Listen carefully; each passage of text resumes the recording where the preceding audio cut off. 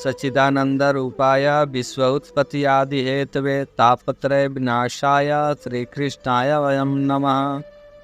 प्रेरक प्रसंग। कुसंग। काम सुख भोगने वाले का संग ही कुसंग है।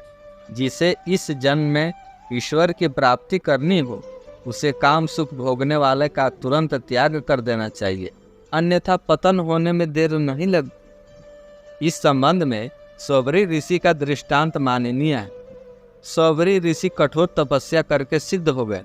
लोगों के भीड़ से बचने के लिए वे यमुना जी के धारा में प्रवेश कर गए और पानी में बैठकर तपस्या करते रहे।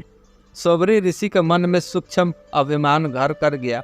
वे सोचने लगे कि मैं इस तरह तपस्या करता हूँ कि परमात्मा की माया मुझे स्पर्श भी नहीं कर सकती। भगवान ने भक्त का हित सिद्ध करने के लिए माया रची। ऋषि ने जल में मछलियों की काम कीड़ा देखी। ऋषि की आंख में वासना का प्रवेश हुआ। इसी प्रकार सुख भोगने की उनके मन में इच्छा पैदा हुई।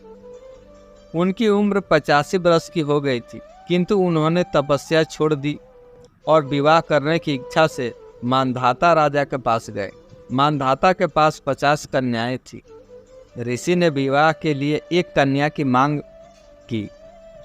राजा ने सोचा, यदि इन वृद्ध ऋषि को मैंने अपनी कन्या दे दी तो यह बेचारी जीवन भर दुखी रहेगी, और अगर ऋषि को मना करता हूँ तो ये मुझे शाप दे देंगे।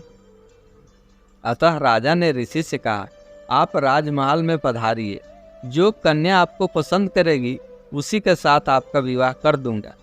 राजा को विश्वास था कि इन ऋषि महाराज को कोई भी कन्या पसंद नहीं करेगी, किंतु सौबरी ऋषि को तो विवाह करना ही था। उनके पास सिद्धि थी। इसी के बल पर उन्होंने अत्यंत सुंदर नवयुवक का रूप धारण कर लिया। उनके रूप को देखते ही सभी राजकन्याएं विवाह के लिए आपस में झगड़ने लगी। अंत में राजा ने सभी कन्याओं का विवाह सौबरी ऋषि से कर दिया। ऋषि ने अनेक प्रकार के भोग भोगे, किंतु बाद में विवेक बुद्धि जागृत होते ही उन्हें भयंकर पछतावा हुआ। वे सोचने लगे, हाय मैंने यह क्या किया।